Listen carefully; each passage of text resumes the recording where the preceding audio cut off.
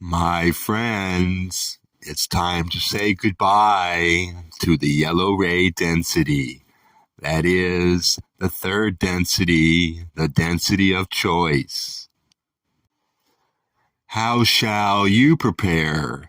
Each of you is anxious to a certain extent because there is the concern as to whether you can possibly be ready to make such a gigantic shift as the shift from yellow ray thinking to green ray thinking. As you can see, my friends, it is a shift from thinking of things in legalistic terms, duty, responsibility to your family, to your nation state, to your job, to these things which you hold dear concerning the betterment of your immediate family and clan. To the concern being for all humanity. It is the difference between wondering whether or not you should get a new appliance or toy, to wondering how you shall marshal the resources in order to be sure that all who are alive and bear the human genome have enough. What is enough? My friends, you have lived in a culture that suspects that word is null and void, that you will never have enough. It is ironic that many of those who have a great deal of what you would call money are consumed with making more and stashing it away and finding a safe place to survive. One of the best gifts you can give yourself at this time is to release thoughts of making sure you can survive. We are not saying that it is not wise to keep extra water in case you find yourself in a powerless situation and do not have it. This could happen not only at the end of the age, but at a power outage that shuts down transformers.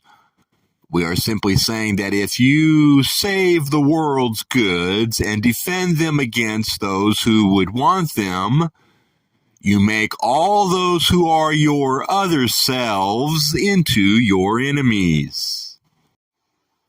Plan indeed, my friends, but if someone comes to your door hungry, take half the peanut butter sandwich that is all you have left and share it, for that entity is you, and you are he.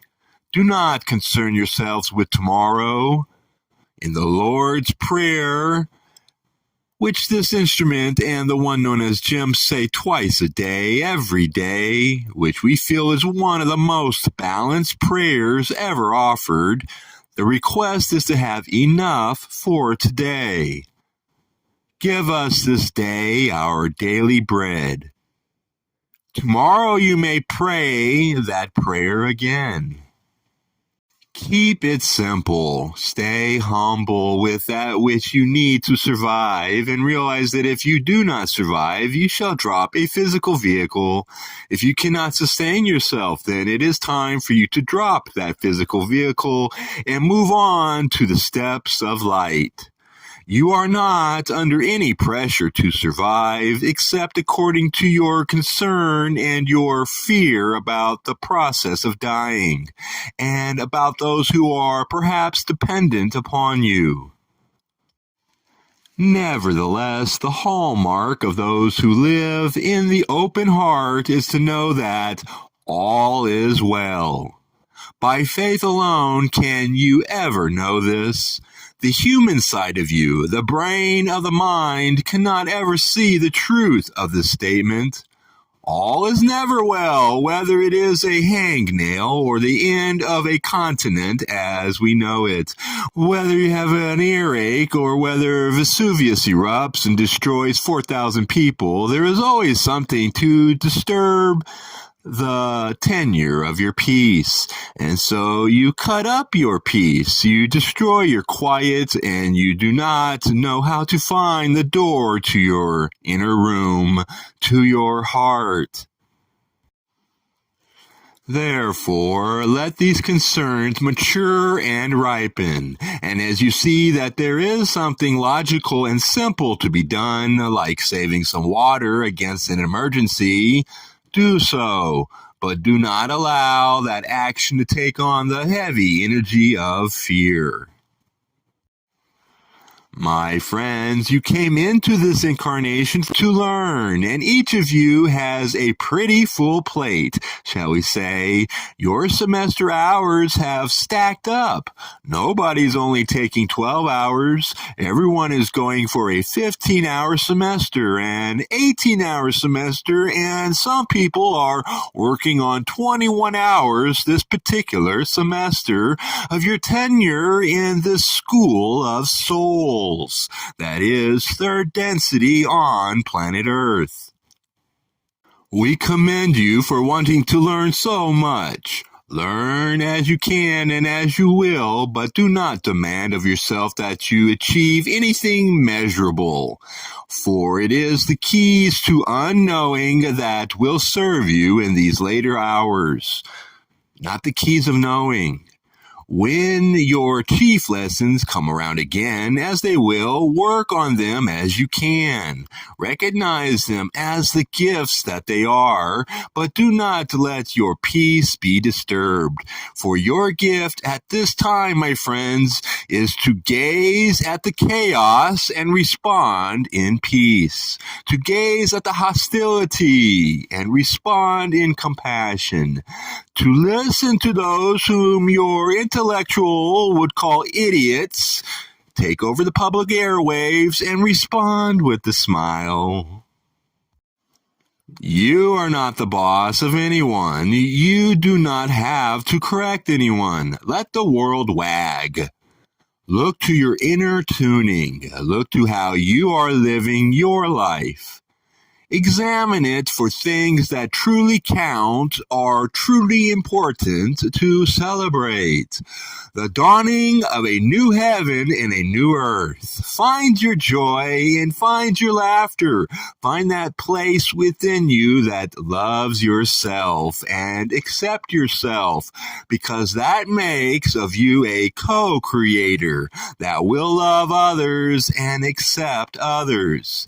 This is the key to harmonization of the varieties of human thought and experience. Now, we have not used one word, which is a perfect gift to give at this time, and that is forgiveness. What have you not forgiven yourself for today? Please find the time to sit with yourself until you are self-forgiven. And this is important because you need to be able to gather all of yourself into your heart. And that includes those parts of yourself that you have called the shadow side.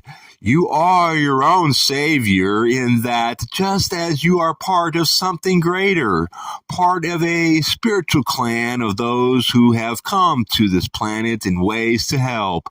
So those parts of your personality, they're in the light, and those which you consider to be in a deep darkness are alike a part of you.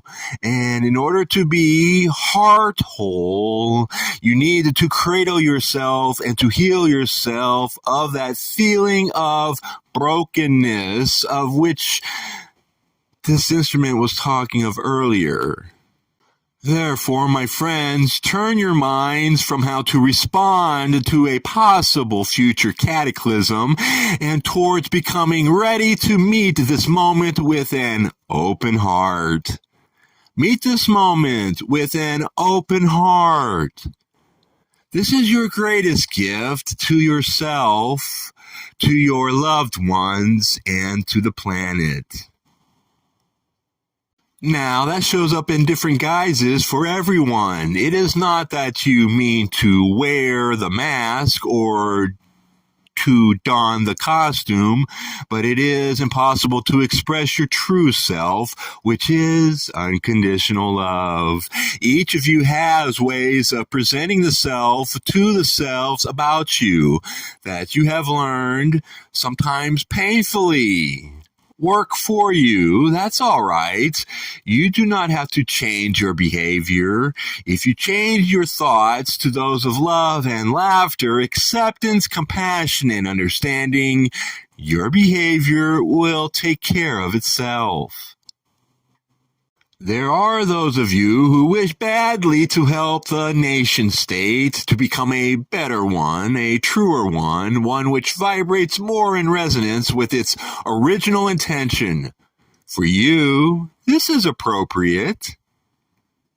There are those of you who wish to help Mother Earth at this time. We are not saying that you should move into the nation or international sphere and attempt to change the world. We are saying that wherever you live, there are challenges for the environment, and they can best be discussed and dealt with by those who are on the ground, in the area, and local. So, set your sights if you want inspiration at ground zero for you, the center of your universe, the place that you live, and ask yourself, what are the problems in this particular community that are trammeling Mother Earth and are challenging her ability to survive? And then, when you have targeted a difficult roadbed, a misbehaving stream of water, a dam that does not serve the greater good, or whatever it may be, my friends, if it pleases you, put your heart and your soul into action to amend for a better, that particular little part of planet Earth that needs your help. You are all stewards of it. It cannot alter what man on earth has done by itself without the passage of a great deal of time. You are welcome to improve the odds and to be good stewards of Gaia. It may be, my friends, that your talents is not outer, but we assure you that the change of being, those who keep their hearts open, is also the challenge of becoming a lighthouse to those around you. We are not saying that you must be impressive, so to speak, or do anything whatsoever on the outer plane. We are saying only that as your heart is, so shall your eyes speak without words to those whom you meet. And as people look into your eyes and see the light of the Creator, so shall they become healed.